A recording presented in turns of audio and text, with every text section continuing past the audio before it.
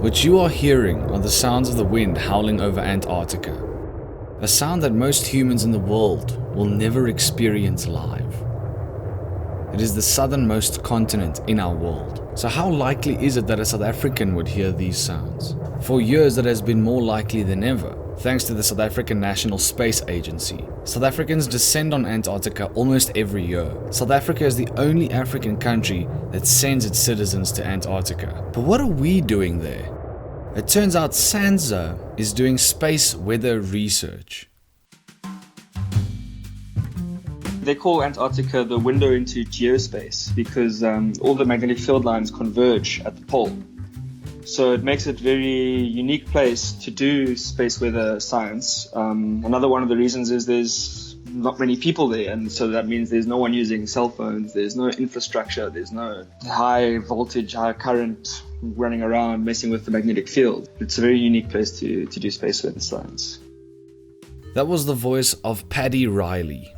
He's a member of the South African National Antarctic Expedition's 55th overwintering team. I studied electrical engineering at UCT. I graduated at the end of 2012.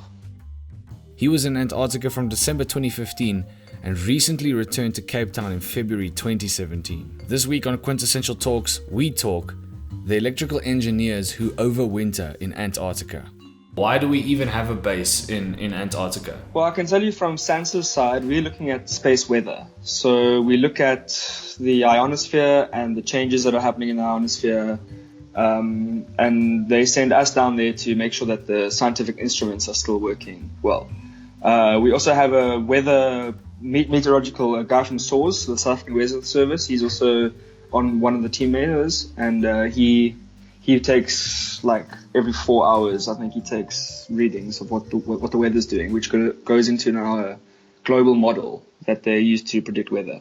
Why the South African National Space Agency? What's going on there? How did you get involved? Well, when I graduated, an opportunity came up through the university. Well, they sent me the job application of the volunteer position to go to Antarctica for 3 months. It was an unpaid position, but they sorted out all the getting there, the food, the accommodation, all of that, and it was basically just for the experience. And you go there to help out with the summer takeover.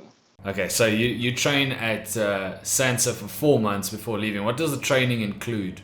Okay, so I went through the whole, because I was the radar engineer, so I looked at basically just the digital radar, the different components of it, how to fix and replace different parts of it, how it works, things that can go wrong, that sort of thing. But then I also had training in working at heights, which was a whole safety course to make sure that I could work safely up on the radar masts. Because we have 16 radar masts that are about 80 meters high, and they're all held up with ropes and all that. So when storms come through, then the ropes get damaged and I have to do some climbing. So what exactly does the radar do? What is their function? So the radar sends out like a beam, so it's got a field of view, and then it shoots out these waves that then bounce off of the electric magnetic field lines, and we can tell what these plasma clouds are doing up there, basically these clouds of charged particles. And we can see if they're moving away from us or towards us. But then this data is also collaborated with many other stations. It's called the SuperDAwn radar, so it's a worldwide collaboration.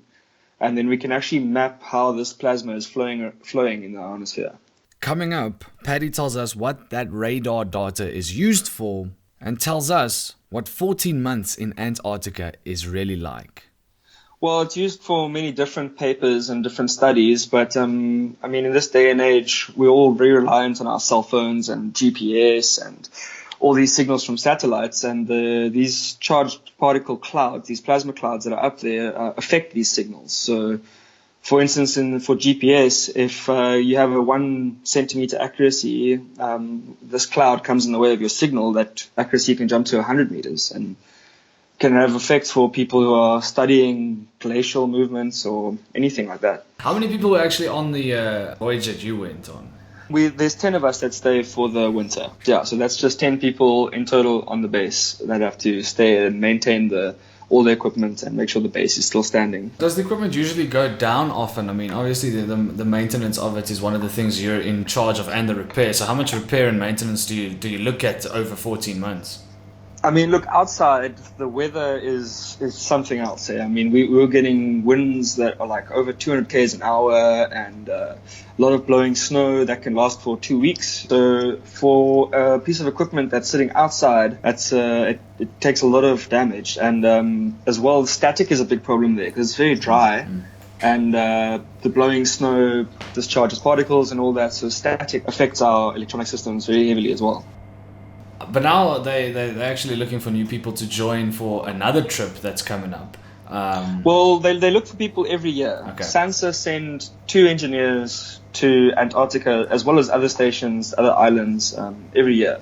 Right. So I got back in February, but now there's another person there at the moment. But now they're looking for someone to go at the end of this year. So can you reapply to go?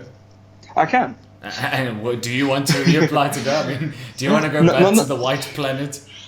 I do, but not so soon. I mean, I'm still catching up with friends and family. I was gone for a long time. A lot of things happened, so I'm still busy catching up with all of them. But to be honest with you, I do want to go back. I mean, it was an amazing experience. It's a beautiful place, and I was very privileged to be able to spend a year there. So now that they're looking for another electrical engineer to go down, I have seen the pay in terms of what you get per annum, and it's about 398,000 rand thereabouts per annum for the year. And some are saying, especially on Reddit and places like that, that price is completely too low for the conditions you work in, and essentially because you're risking your life, in inverted commas. But you've said that you would easily do it for free. Is that actually true? You don't care about the salary? I mean, for me, while you're there, you can't spend any money anyway. I mean, for me, I was just going there for the experience. I wanted to see the aurora. I wanted to see what it was like and all that. I mean, I mean, I wouldn't tell Sansa that I'd go for free. Otherwise, they'd send me again for free. A lot of people are worried about the salary, but I mean, that's just not what it's about. And you have to have people there that are committed to working under those conditions. And but it's not about the money. Even the most committed person, it's hard to get out of bed in the morning, isn't it? Because I mean, sometimes you're seeing 24 hours of sun, and sometimes you're seeing 24 hours of darkness. So, like, I mean, what goes into getting out of bed every morning in Antarctica? I must say the winter months can be quite dark, like in more ways than one. So without the sun being up, depression can definitely sink in. But that's when you got to rely on your teammates. I was very blessed to have a very, very strong team, very good team with me. Who, when we saw the kind of winter darkness setting in, we banded together and made sure we made team events to do stuff to keep morale up. And so we looked out for each other. I'm taking a look at some of your photos. I mean, there's one here where your eyelids are almost iced over. How much time do you actually spend outside doing your operations? Well, you're at the mercy of the weather. Eh? I mean, if the weather's bad, you're not gonna really work outside if you don't have to. But if the weather's good, you're gonna push it and work as hard as you can out there and do as much work as possible. And unfortunately, we did have some base issues where we did have to work outside as a matter of I wouldn't say life or death, but our waste pipe froze up, and so I had to there's a picture of me on Skype when I'm hanging off the cliff, chopping away at the ice so that we could discharge wastewater again. Yeah. So there are times where you do have to work outside for hours at a time. We do a thing called a waste run as well, where all the waste that we use during the year we take back to South Africa. There's nowhere to put it in Antarctica. So all the cans, glass, plastics, everything is separated by the team members and put into drums or containers and then stored in something like the winter depot. And then in the summertime we put it back on the ship and ship it back to South Africa. Wow, that's quite a thing, actually. I mean, you would think South Africans, you just throw it out of the window and you call it a day. No. I mean, that's the thing. Nothing. It'll be there forever. Yeah. But you assume different roles. I mean, you had to go and clear the waste pipe. I mean, do you see a lot of the people having to assume different roles around the base? Yeah, totally. I mean, we've only got about a technical team of about 4 people. So often they need help, and then that's where you've got to jump in. Eh? I mean, look, the scientific equipment is maintained pretty easily or well, I must say, unless something really horrible goes wrong. But the rest of the time is spent on base helping the technical team, doing waste runs, cleaning the base, cooking for each other. Yeah. Yeah. Are they busy upgrading it, or is that upgrade and refurbishment still going to happen? No, I think it's a 3 or 4 year project. So they were there last year and this year, and so they're definitely going next year as well. I don't know if they're going to be going another year, but yeah, they're replacing all the floors, the kitchen equipment, the waste plant, the toilets, everything. It's the base is looking stunning. No, that's really good. I spoke to a guy that worked there in the 80s when they just built it up, and the stories you hear, of like the lack of equipment and tools breaking due to cold temperatures. I mean, what happens? Yeah. What happens to the actual tools that you use as an engineer? In those cold temperatures? Because surely the technology, and I've seen it before. I mean, if you took an iPod down there, it would start malfunctioning because it's so cold. So how do they actually weatherproof all of the technology down there? Well, something that's actually really interesting is that the ice in Antarctica, it doesn't conduct electricity. It's like distilled water, basically. It's because it's so pure. So that's a plus side for us. I mean, if ice gets into the electronics, it can still function. Wow. But yes, I mean, cable ties don't work out there. Duct tape doesn't work out there. It's just too cold. It just freezes. Like you can break cable ties in your hands. Sheesh. It's absolutely crazy. But in terms of telling engineering students, kind of forego the salary and do this, would you say to a person who's studying engineering now that it's something that you have to experience at least once in your life? Look, it's something that not many people can experience in their lifetime. Mm-hmm. Very few people do have the opportunity to do it, and so being part of this expedition, you're part of a handful of people who've been lucky enough to do it. And yeah, it was definitely life-changing for me. Someone who's interested in like the nature and the natural world and that sort of thing, it's great. I mean, but if you're the guy who wants a Lamborghini and all that sort of stuff, then I mean, you're not going to find that down there. Yeah. But surely there must be some sort of downside, I mean, I would also probably be super positive about being down there, but there must be, at some point down there in the 14 months, did you say, this is not worth it? Look, not having your family and your friends with you is probably the hardest part. I mean, one of our teammates, actually, his first son was born while he was on the base, and he only got to see his son when he was 8 months old.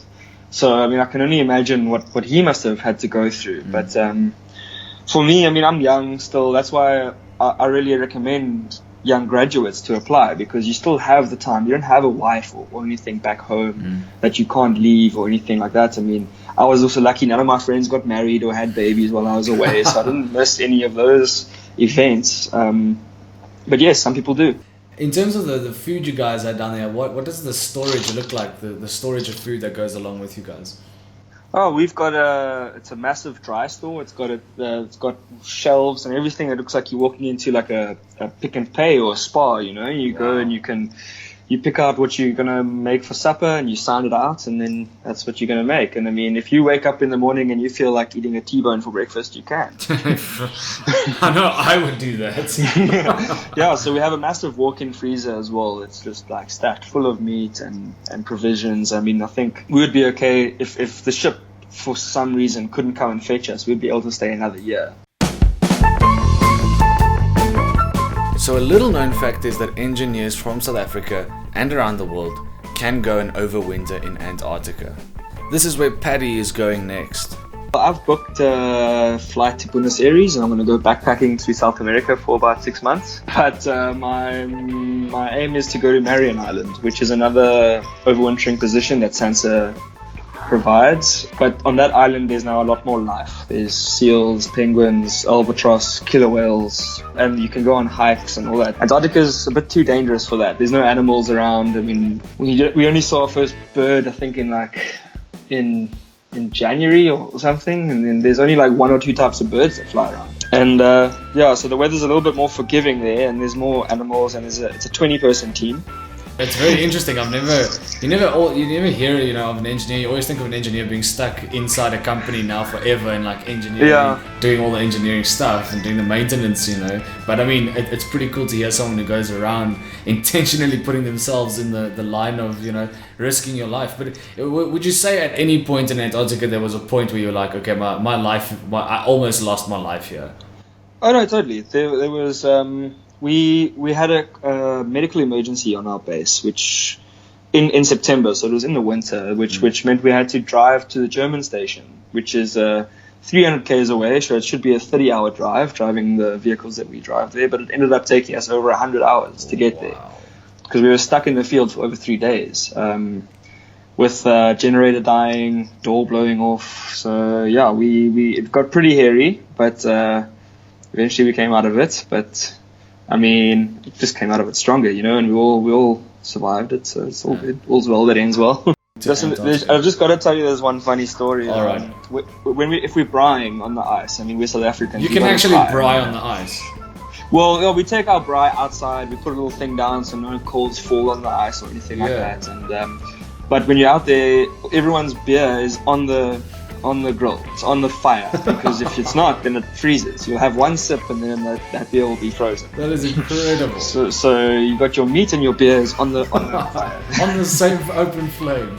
Yeah, keeping it warm. Dude, no way.